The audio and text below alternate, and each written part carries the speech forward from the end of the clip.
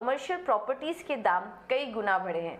तो आज हम बात करेंगे इस त्योहारी सीजन में किस प्रॉपर्टी में निवेश के बाद किराए से होगी मोटी कमाई। और मेरे साथ चर्चा में फिरोज अजीज बने रहेंगे और शामिल होंगे लाइसेंस फुरास के founder and MD Pankaj Kapoor ji. Pankaj ji, बहुत बहुत धन्यवाद समय देने के लिए अपना इटीना स्वदेश को। तो फेस्टिव सीजन चल रहा है, ऐसे में रियल एस्टेट हो गया, गोल्ड हो गया, ये काफ़ी अट्रैक्टिव और हाई रिटर्न वाले एवेन्यूज़ लगते हैं निवेशकों को। पहले तो आपसे समझना चाहेंगे कि कोरोना के 2 साल के बाद अब फाइनली जब लोग मार्केट में आए हैं इन्वेस्टमेंट पॉइंट ऑफ व्यू से, तो रियल एस्टेट सेक्टर में किस तरह की डिमांड आपको नज़र आ रही है? देखिए, कोरोना एक तरीके की ब्लेसिंग एंड डिस्गाइज थी फॉर रियल एस्टेट सेक्टर, क्योंकि जो काफ़ी हद तक जो इंटरेस्ट रेट्स कम हुए उससे अफोर्डेबिलिटी बढ़ी और कुछ बिल्डर्स ने और स्टेट गवर्नमेंट ने जो इंसेंटिव्स दिए उसको देखते हुए अच्छी खासी आपको रिकवरी दिखाई दी। कुछ एक शहरों में अगर आप देख लीजिए तो हिस्टोरिक सेल्स के नंबर दिखाई दिए जो प्री पेंडेमिक से भी ज़्यादा हैं, और ओवरऑल ऑल इंडिया के लेवल पे भी देख लीजिए तो जो 51 सिटीज की ग्रॉस सेल्स जो है वो 3,83,000 के करीब पहुंच गई है यूनिट में एनुअली, और which is historically the best अभी तक का। तो वॉल्यूम्स इसके लिए बढ़े क्योंकि अफोर्डेबिलिटी इम्प्रूव हो गई, और अफोर्डेबिलिटी इम्प्रूव होने में एक तो इंटरेस्ट रेट्स का जो रिडक्शन हुए थे ड्यूरिंग पेंडेमिक उसका एक इम्पैक्ट था, और दूसरा स्टेट गवर्नमेंट और बिल्डर्स ने जिस तरीके की स्कीम्स और डिस्काउंट्स दिए उसकी वजह से आपको एक मॉडरेशन दिखाई दिया। और दूसरा एक ये है कि अगर आप देखिए 2016 से प्राइस बढ़े नहीं थे, और ड्यूरिंग द पीरियड जो इनकम बढ़ी और प्लस इंटरेस्ट रेट्स कम हुए, तो अगर हम आज के पीरियड में देखेंगे तो अफोर्डेबिलिटी और प्राइसेस में जो पैरिटी है वो 2005 के लेवल पे आ गई। तो जितनी स्पेकुलेटिव फोर्सेस थी उसमें टाइम करेक्शंस हो गया। इस वक्त प्राइस और अफोर्डेबिलिटी में पैरिटी होने की वजह से सेल्स बढ़ी, और थोड़ी हद तक आप देखिए तो प्राइस में ग्रोथ होनी दिखाई देनी चालू हो गई। 2016 से 2021 तक अगर आप देख लीजिए तो प्राइस ऑलमोस्ट स्टैग्नेंट था मोस्ट ऑफ द शहरों में, और अब हम देख रहे हैं एवरेज 5 से 6%, 7% की ग्रोथ इसके लिए दिख रही है क्योंकि इंटरेस्ट रेट ऊपर जाने के बावजूद भी आज के दिन जो इंटरेस्ट एडजस्टेड अफोर्डेबिलिटी है वो इन्फ्लेशन एडजस्टेड प्राइसेस से ऊपर है। इसके लिए मार्केट में पॉसिबिलिटी है 4 या 5% की फर्दर प्राइस ग्रोथ की उम्मीद मुझे लग रही है मोस्ट ऑफ द शहर।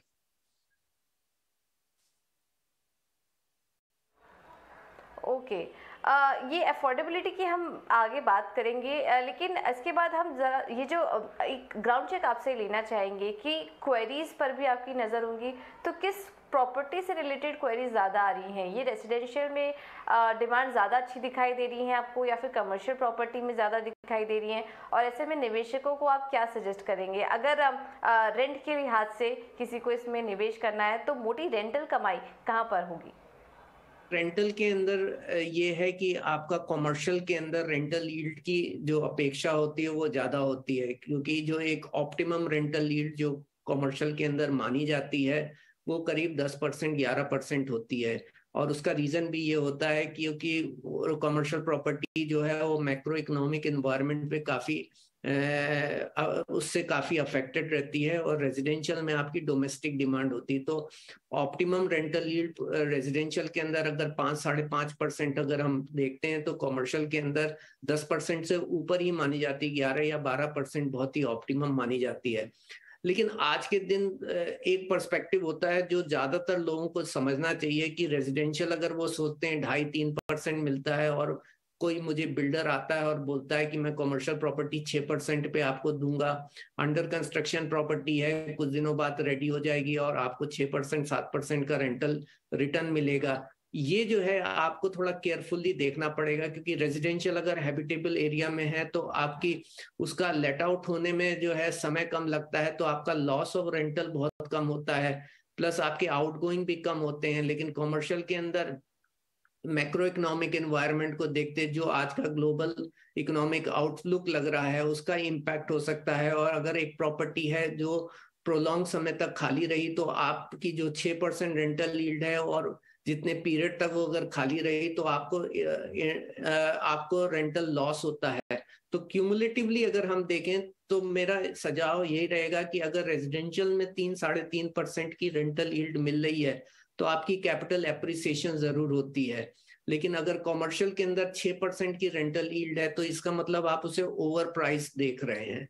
उसकी रेंटल यील्ड अगर 10-11% है, ऑलरेडी रेंटेड प्रॉपर्टी है, तो आप उसमें निवेश कर सकते हैं। लेकिन अंडर कंस्ट्रक्शन प्रॉपर्टी है और ब्रोकर्स और बिल्डर के जो स्टोरीज हैं उसके ऊपर आप ना जाइए और ये ना देखिए कि इसमें 6% 7% रेंटल यील्ड मिल रही है, उसके बदले में 3% आपको रेजिडेंशियल मिलती है, तो आप उस तरफ रुझान करें।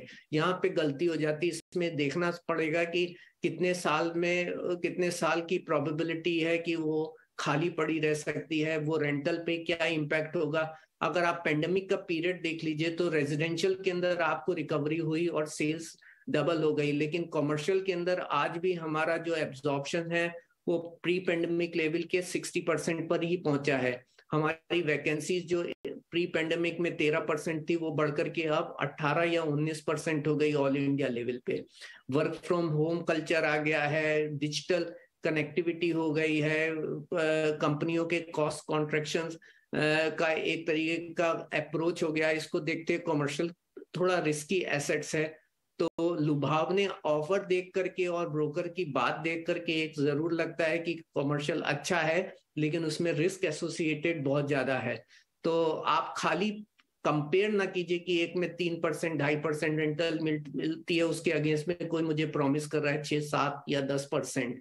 आप ये देखिए वो उसकी कितनी प्रोबेबिलिटी है कि वो रेंट पे उठेगा, और उसके बाद ही आप उसके ऊपर एक कॉल लीजिए। अगर ऑलरेडी प्री रेंटेड प्रॉपर्टी है, आपकी रेंटल यील्ड 8% 10% है, आप अपने इसमें रिस्क प्राइसिंग कर सकते हैं और लॉन्ग टर्म एग्रीमेंट है, आप उसमें निवेश कर सकते हैं। लेकिन खाली प्रॉपर्टी है, रेडी होने वाली है, उसके बाद आप उसको के लिए टेनेंट ढूंढेंगे और फिर वो लेट आउट होगी। केवल इन झांसों पे ना जाइए। अगर ऐसा खरीद रहे हैं तो आप एस्टिमेट कीजिए कि जो आपकी कैपिटल वैल्यू है वो आप कैपिटलाइज कीजिए करीब 11 और 12% पे, 6-7% पे आप बिल्कुल ना कीजिए, क्योंकि रिस्क बहुत ज्यादा है मार्केट में कॉमर्शियल के अंदर। जी बिल्कुल, रिस्क तो है ही, हमेशा से ही रियल एस्टेट मार्केट में एक रिस्क बना हुआ है, लेकिन सरकार ने काफ़ी सारे कदम भी उठाए इस रिस्क को कम करने के लिए। और काफ़ी कुछ इंपॉर्टेंट पॉइंट अभी पंकज जी शेयर भी कर रहे थे कि कोरोना के बाद रेंटल इनकम इम्पैक्ट हुए हैं, तो इस बातों का भी ध्यान रखिए, क्योंकि अभी भी चीज़ें काफ़ी हद तक ठीक नहीं हुई हैं, अभी भी रिकवरी वहाँ पर चल रही है। तो इन सब बातों का भी ध्यान रखिए, प्रॉपर्टी का प्रॉपर एनालिसिस करिए, उसके बाद वहाँ पर निवेश करिए। फिरोज जी, आपसे भी सवाल होगा, ये रियल एस्टेट मार्केट को आप कैसे देख रहे हैं निवेश करने के लिए, हाथ से कितना अट्रैक्टिव आप देख रहे हैं? पूजा जी, भी हम बहुत नेगेटिव रहे हैं रियल एस्टेट में 2014 से, residential real estate specially, because commercial काफी ग्रैन्युलरली स्प्रेड नहीं है। जैसे पंकज जी कह रहे थे कि रियल एस्टेट की उम्मीद आपको 4-5-7% करनी है कैपिटल एप्रिसिएशन के आधार पे। रेंटल यील्ड्स 2.5 से 3% आती हैं रेसिडेंशियल में। हमारा ये मानना है कि अगर आपको जो घर खरीदना है, जिसमें रहना है, वो इन्वेस्टमेंट के तौर पे नहीं है, वो तो जरूर खरीदे। बिकॉज रेसिडेंशियल प्रॉपर्टीज, हमने 50 प्रॉपर्टीज लास्ट 6 महीने में हमारे क्लाइंटों की एग्जिट की हैं। ज्यादातर जब भी एक निवेशक रियल एस्टेट में इन्वेस्ट करता है तो कितना गुना हुआ ये पैसा गिनता है, पर एनम रिटर्न कभी कंप्यूट नहीं करता है। तो अगर हमने ये 50 प्रॉपर्टी बिकवाने में हेल्प की लोगों की रेसिडेंशियल, उसमें जो average return hold to maturity 10-10 साल होल्ड करने के बाद पर एनम कंप्यूट करो तो 7.5% की ही रिटर्न आई है। अगर मैं 1.5 से 2% आफ्टर टैक्स रेंटल यील्ड भी ज्वाइन ऐड कर लूं तो 9.5% की रिटर्न आई है। 50 प्रॉपर्टियों की एवरेज होल्डिंग पीरियड है 9 साल की।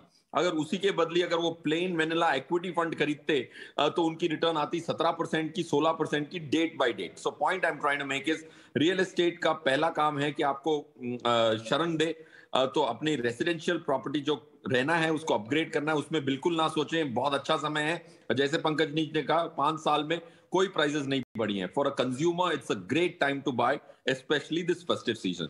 From an investment standpoint, I would say a no-no, a complete no-no. For a 5-year period, equity will beat real estate. That continues to be our opinion.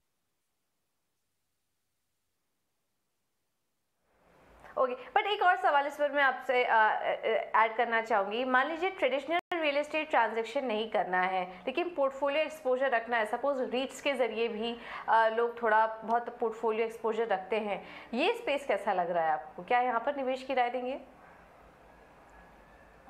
पूजा जी, अगर ये आपका सवाल मेरे से है तो मेरे हिसाब से from a REIT stand point बहुत इमेच्योर मार्केट है। 3-4 रीट्स हैं। एम्बेसी ने पहली रीट निकाली थी, फिर माइंडट्री की एक रीट है। So point I am trying to make is commercial property, जैसे पंकज जी ने कहा, उसकी जो डाइल्यूशंस हैं फॉर नॉन ऑक्यूपेंसी, उसको फैक्टर इन करने के बाद मैं ये कहूंगा कि आप डेट में ज्यादा सुरक्षित हैं इन हाई इंटरेस्ट रेट इकोनॉमी। आज गवर्नमेंट ऑफ इंडिया आपको 7.5% देता है, और 7.25 तो एटलीस्ट देता है 10 साल के पेपर के लिए। 5 साल के पेपर के लिए 7% अगर गवर्नमेंट ऑफ इंडिया दे सकती है, अगर उसको आप एक म्यूचुअल फंड के माध्यम से खरीदते हो, स्पेशली एक फंड बता भी देता हूँ, IDFC गिल्ड 2027 इंडेक्स फंड, उसके माध्यम से खरीदते हो तो आपको 6.5% पोस्ट टैक्स मिलता है, क्योंकि उसमें इंडेक्सेशन की बेनिफिट मिलती है। अगर गवर्नमेंट ऑफ इंडिया मुझे 6.25% पोस्ट टैक्स दे सकता है तो मैं रीट या कमर्शियल प्रॉपर्टी क्यों उसकी तरफ खींचूं? Government of India is the safest instrument from an Indian rupee standpoint. Right, बिल्कुल सही बात है। तो ये कुछ और तरीके आपको यहाँ पर बताए रियल एस्टेट में निवेश करने के, तो आप कर सकते हैं। प्रॉपर्टी रेट्स में ज़्यादा बदलाव नहीं हुआ है, अफोर्डेबल दिखाई दे रही है। बट पंकज जी, थोड़ा मेरा इस पर कॉन्ट्रा सवाल होगा। आपने अफोर्डेबिलिटी की बात की और राइजिंग इंटरेस्ट रेट इन्वायरमेंट की भी बात की। ऐसे में महंगाई को देखते हुए सारे फैक्टर्स को अगर हम कंसिडर करें तो ज्योग्राफी वाइज क्या कोई ऐसे शहर आपको अच्छे दिखाई दे रहे हैं जहाँ पर कि अच्छे अवसर बन रहे हैं प्रॉपर्टी खरीदने के लिहाज से? मेट्रो सिटीज़ में या टियर 2 टियर 3 सिटीज़ में कौन सी ज्योग्राफी आपको अच्छी लग रही है इस वक्त? देखिए, आपको ये देखना पड़ेगा कि जो प्राइस के जो ग्रोथ के डायनामिक्स होते हैं वो इम्प्रूवमेंट इन कन्वीनियंस होता है किसी भी लोकेशन को देख के। तो ऐसा नहीं कह सकते हैं कि खाली बैंगलोर बहुत अच्छा है और मुंबई बहुत अच्छा है और दिल्ली बहुत अच्छा है।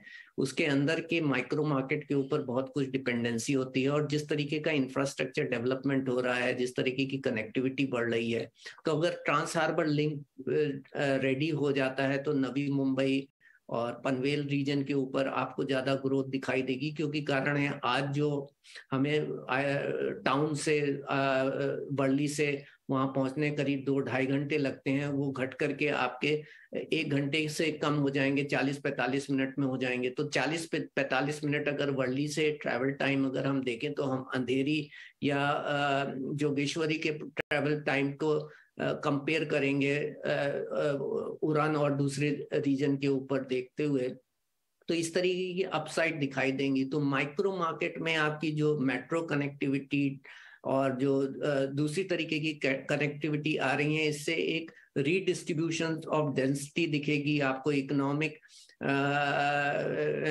हब्स की जो है वो कंसंट्रेशन दूसरी जगह होते हुए दिखेगी, और लोगों की कन्वीनियंस जैसे जैसे होगी तो उधर डिमांड पोलराइज होगी और वहां पे प्राइसेस बढ़ेंगे।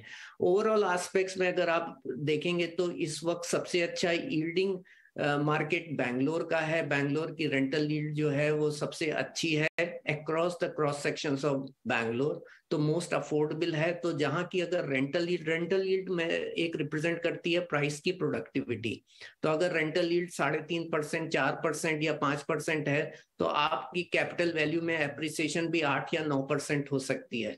जब रेंटल यील्ड 1%, 2% हो जाती है तो कैपिटल वैल्यू में एप्रिसिएशन भी कम हो जाती है। दोनों लिंक हैं एक दूसरे से। तो रेंटल यील्ड अगर आप देखेंगे तो बैंगलोर की अच्छी है। उसके बाद आपके पास छोटी सिटीज हैं, लेकिन छोटी सिटीज में लैंड अवेलेबिलिटी बहुत होने की वजह से जो है प्राइसेस इतनी जल्दी नहीं बढ़ते हैं।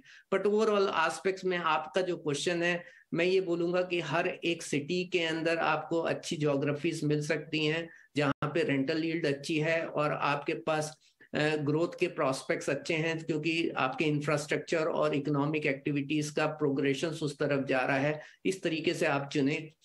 खाली ये बोलना कि दिल्ली बहुत अच्छा है, हैदराबाद बहुत अच्छा है, वो गलत होगा। क्योंकि कुछ एक ऐसे मार्केट हैं जहां पे जैसे हैदराबाद में 10.5% की प्राइस ग्रोथ दिखाई दी, लेकिन it is one of the worst rental market.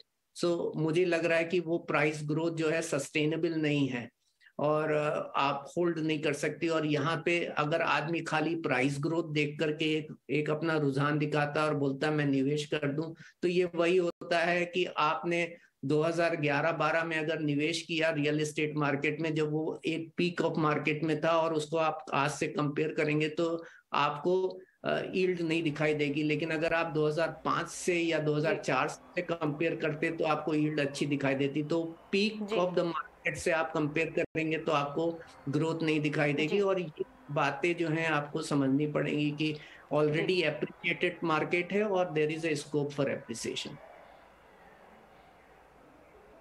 जी बिल्कुल। तो काफ़ी तरीके से स्टडी करने की ज़रूरत है, प्रॉपर स्टडी कीजिए और उसके बाद डिसीजन लीजिए कि कौन सा मार्केट आपके लिए, आपके इनकम के लिहाज से और कितना रिस्क आप उठा सकते हैं उस हिसाब से सही है।